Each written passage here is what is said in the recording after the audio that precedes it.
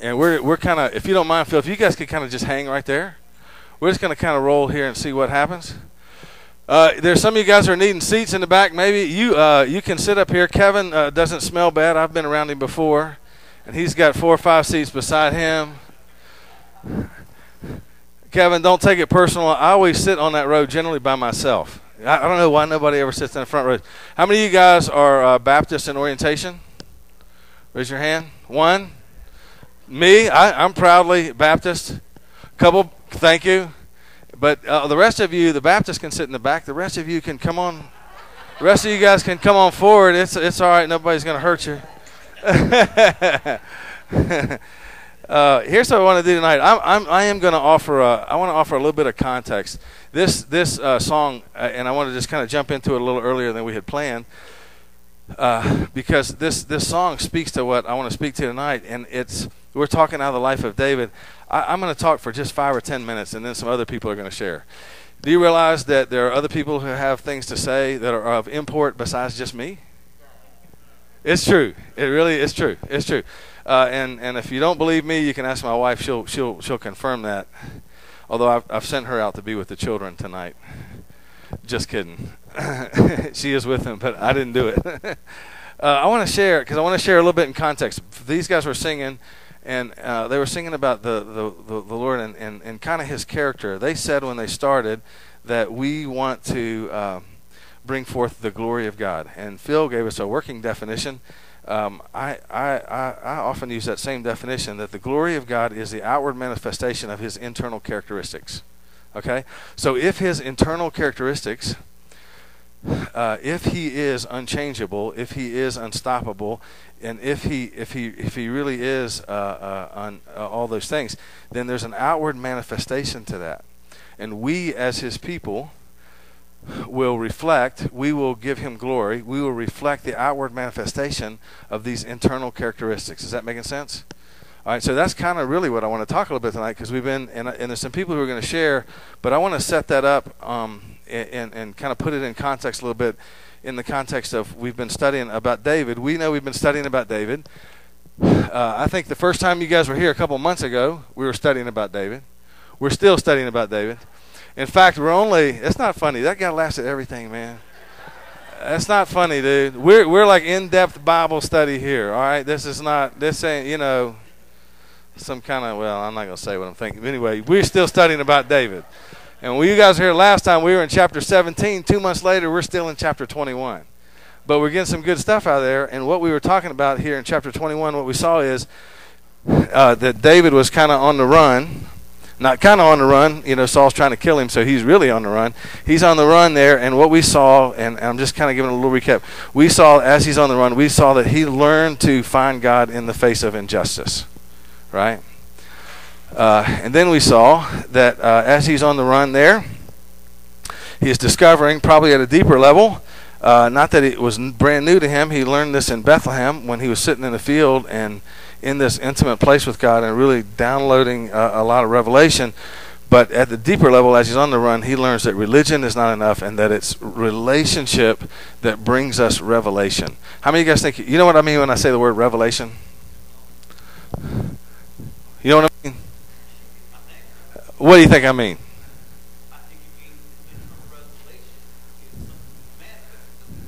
And we get this internal revelation really from the presence of God. And it says we are in intimate relationship and intimate fellowship with him that we begin to get this revelation. Revelation is some knowledge that we may have, or we may have acquired really outside of ourselves and beyond us. We're getting this revelation from God. And David learns as he's on the run to really count on this revelation. There are some schools of thought out there that think that the days of that kind of revelation is over. Like, if that's true, I'm just going to tell you, like, we are all in trouble. Because you are and I am, we are all facing things that we need revelation on. And David learns as he's on the run, it's this revelation that I get by way of relationship that really delivers me. It's not religion. If we are looking to religion to deliver us, like these days, we are in trouble. Right? And so he's learning that while he's on the run. The other thing he learns on the run is we see him on the run, and he as he's on the run here in chapter 20, when we looked at this last week, he lies to kind of save his own skin. Remember that?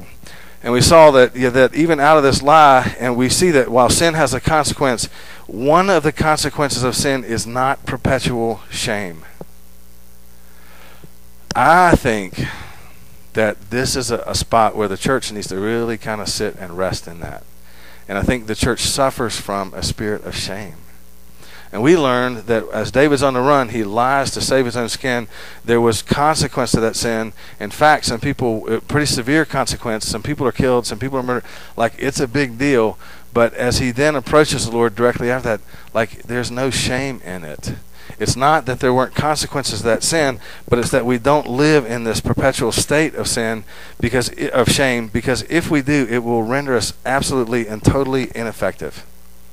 And I will promise you that if you scroll my life up on that big screen, you will see some things in there, and you are like, you ought to be ashamed of yourself.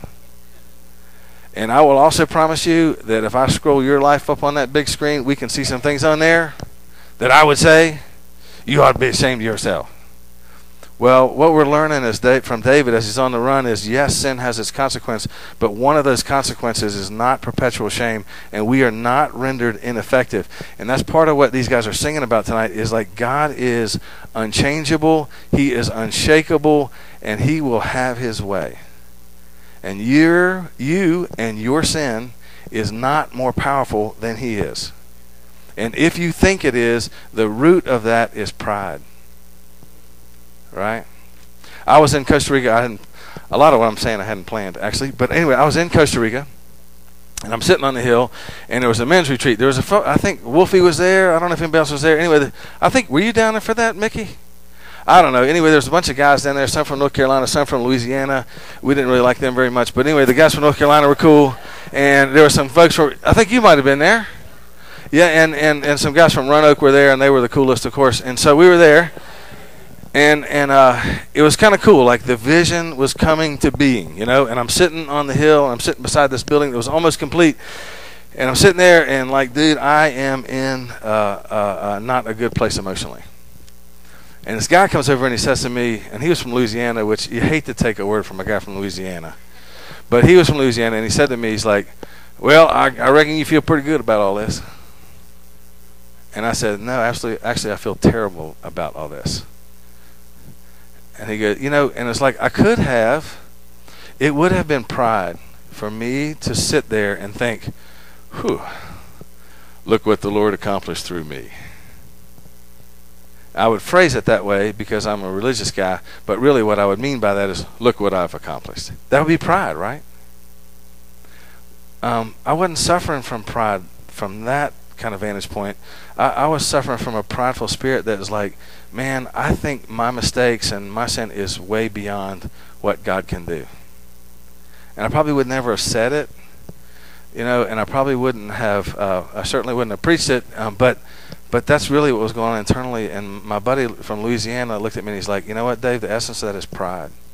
And I'm telling you, for some of us, the essence of the shame we carry is pride, because we think that our sin and our mistakes are beyond what he can do. Well, that would position you to be in a place where you are more powerful than he is, right? Not a good place to be, and not a good place to hang out there. And so we're seeing David on the run, and he's learning all these things. He's on the run, and we see in chapter 21, the first place he goes to is Nob. And we talked about some of that last week. And then you see down in verse 10, then David arose and he fled. He fled that day from Saul. And he went to, I don't know how to pronounce that word, Achish, king of Gath. Anybody been to Gath before? Me either. And so then we see, finally, here in chapter 22, so David departs from there and he escapes to the cave of Adullam. And when his brothers and his fathers heard of it, they all went down there to see him. So David goes to this place, Adullam. And what I want to suggest tonight is, I'm going to try this fast because some other people are going to share. And I think we're going to see some evidence of what I'm talking about tonight as opposed to just me talking. But here's David, and he flees. He's on the run. He goes first to Nob. He goes then to, I can't even remember the next place, and then he goes to Adullam. He's on the run, and he finds this place. And you remember Adullam was like this. There's a cave there in Adullam where they all begin to gather, right? And so verse 1 tells us that, and verse 2 tells us everyone who was in distress, everyone who was in debt, everyone who was disconcerted, gathered to meet him, and he became their captain, and now there were about 400 men with him. So here's this place at Adullam. That's where he lands. It's not the first time you see it in Scripture. In Joshua 12 and 15, chapter 12 and chapter 15, it was a city that was held by the Canaanites that Joshua came in as he was taking over the promised land, and he threw them out. He threw them out of the land, right? And so now it becomes part of the promised land. And then we see later in 2 Chronicles, it comes up again. It was a place where Rehoboam, who was the son of Solomon, he kind of sets up some fortification around Jerusalem, and one of the places he set up this fortification was in Adullam. So there's kind of some history to it. It was along the road. For David, though, the history was this. It was along the road. You remember back in chapter 17 we talked about the Valley of Elah, and it was along the road of the Valley of Elah was this cave, or was Adullam, and that's where David, he kind of knew this place ahead of time, right? And so he runs there. He's fleeing from Saul, and he runs there, and it tells us that his household gathered there. If you think about it, here it says everyone who is in, David departs there, and his brothers and his father's household. If Saul is after David, guess what? The guys who are hanging out with him are not real safe either, right? And so it tells us in verse 1 that his household fled there, his brothers and his father's household, and then it tells us everyone who was in distress fled there. Those who were discontented, they fled there. Listen, it was a place, but I don't want us to misunderstand. Some people would think, all the disenfranchised and all the marginalized people in the culture and the society that day, they just fled there because, just a place to hide out. That's not. If you read this in context, that's really not what Adullam was. This was a place, the people may have been disenfranchised, but this is a place where leaders gathered. The people may have been marginalized, but this is a place where the warriors gathered. All right, so get this picture. It's not a bunch of losers who gather up in some little hole up in some little cave, and now they're hanging out there just kind of shaking, waiting to see what Saul's going to do. No, this is a picture of leaders and warriors who were disenfranchised, and they came and they gathered. They gathered on this place, and listen, they didn't just go here to hide. Check this out. They went there to find community and to find a collective strength. And what were they going to do there? Not just hide. David had been crowned as king. So they gather in Adullam, these leaders and these warriors, not to hide, but for a common ground from which they could launch a new kingdom. You getting this? It does sound familiar, and I think, guys, I think this is an accurate picture and an accurate portrayal of exactly what the Lord is doing here. Now Phil sang, and he said, and I don't know, maybe there's even some scriptural context to it. He said God is unchangeable. He said God is unstoppable. Like his plans won't be thwarted. And I'm telling you, I really believe that's what he's doing here. You ever wonder, what are we doing just kind of gathering here on Sunday afternoon at 4:30? It's awful pretty outside. I got a pond up at my house now. I could be sitting by the pond drinking a Coca-Cola. Something like that. No, we gather here is for a reason, and what I really believe, and what I think the Lord's really put on me is, some of us who gather here are people who have failed. Can I just raise my hand right there? Some of us are people who gather here who have just become discontent. Can I raise my hand on that one too? Some of us here, we gather because we're people who have been disenfranchised. I'd like to raise my hand on that one too. But I want to tell you, this is a place not for losers that gather. It's a place for people who maybe have experienced all those things, but people who are warriors and people who are leaders. And this is a place where we gather to gain the common strength and the synergistic effect of all that so that we launch forth a new kingdom. Like, if it is anything less than that, I quit. I don't want anything to do with it. I promise you. If it is less than that, like, I'll go fishing up at my pond. And when a man comes knocking, wondering how the mortgage is going to get paid, I'll just shoot him with my shotgun or something. Like, if it's anything less than that, I don't want anything to do with it. I believe this place to be Adullam. And what God is gathering are leaders and warriors who may have been disenfranchised and who may have become somewhat disillusioned, and it may take some time, but he's gathering that thing together because he wants to launch out of this place some kingdom influence here in Roanoke and around, and literally around the world. Right? And Phil said, as he's singing, and we all sing it with him, I hope we were understand what we're singing, because he says he is unchangeable. And he says that he is unstoppable. And, like, I'm just going to tell you, like, I am crazy enough to believe that. Do you guys know, guys, I'm just trying to be honest, a little bit honest tonight about why it is we gather and what we do. Do you guys know, like, if I wanted to, like, you got a better place to be on Sunday afternoon if you wanted to, right? And if I wanted to, man, I could be living in Costa Rica, kind of done with it all. And, you know, host a few teams as they roll down there. And go fishing and hang out at the beach and drink a Coke. But, like, I'm telling you, I want to tell you guys very specifically, like, God put it in my heart that he wants to do something in Roanoke. And he put it in my heart that he wants to do something for months. I've thought of this. It just happened to come up today. But for months he put in my heart, he wants to build a body here that really is a family, but not just a family that's gathering just for protection from the shelter and trying to keep out the bad world, but a family that gathers because this family wants to be on mission together and really wants to launch a kingdom here in Roanoke and around the world. And we have spent some time. We have spent some time just kind of gathering and loving on each other and being family, and that's all really cool. And I think we'll spend some more time doing that. But I tell you what, I think that what we are beginning to see is him launching out of this place. And I just wanted to ask some people to share tonight, because I don't know if you're aware of this, but, like, from this small congregation, people have ministered this summer in Costa Rica, in Sudan, Mozambique, in detention centers at Corner Springs, at Floyd Fest, and literally and in Thailand. So, like, literally all over the world just from this little thing.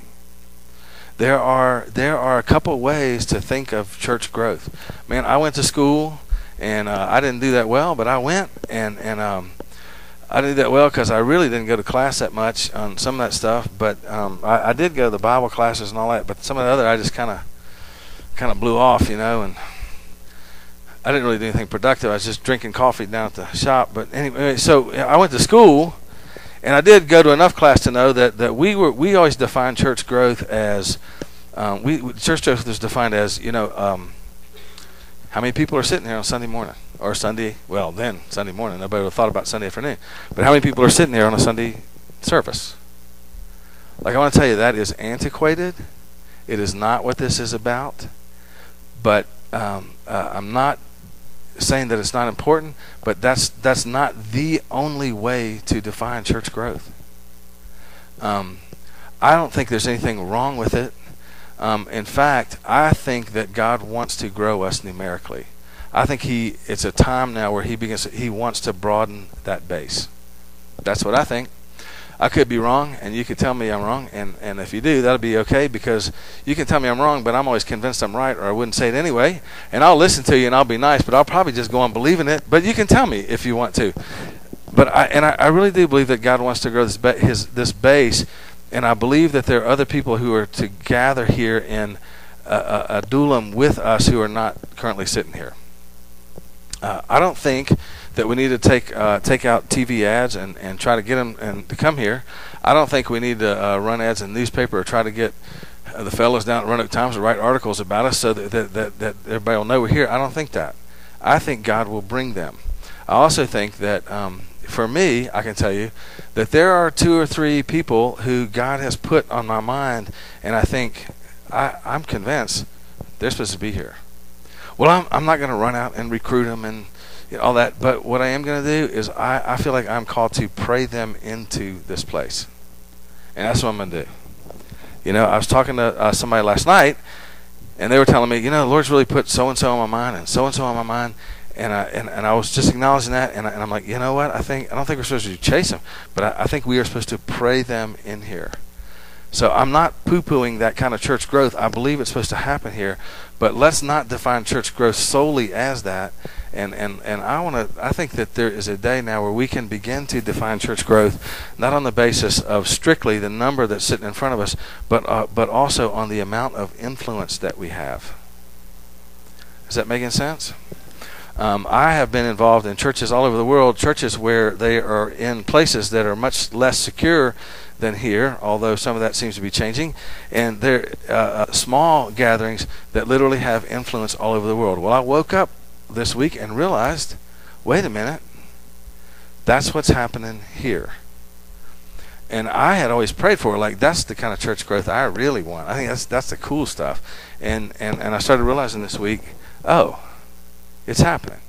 And so I really just wanted to set that kind of framework. We're not going to take terrible long.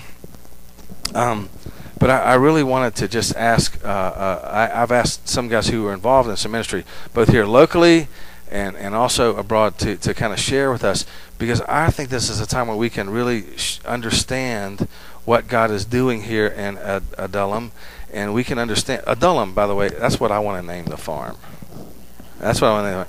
I haven't, so if everybody enjoys with the kids, but when you see her later, if you would just go, hey, you know what? I got this revelation from the Holy Spirit when Dave was talking, and the Lord told me that He was going that you were supposed to name the farm. And if she would hear that from about 8 of you guys, then I'd probably get my way. So if you wouldn't mind doing that, I would appreciate it. But I think there's some people. I just asked some people to share tonight, because there's a lot going on outside of here. There's a lot happening through this body that begins to suggest to us that God is doing what we're hoping, and that He is extending His influence literally all over the globe. And I think it's something to be recognized and celebrated. So where's the Floyd Fest guys? I'm going to ask the Floyd Fest guys to come first. You can clap for them.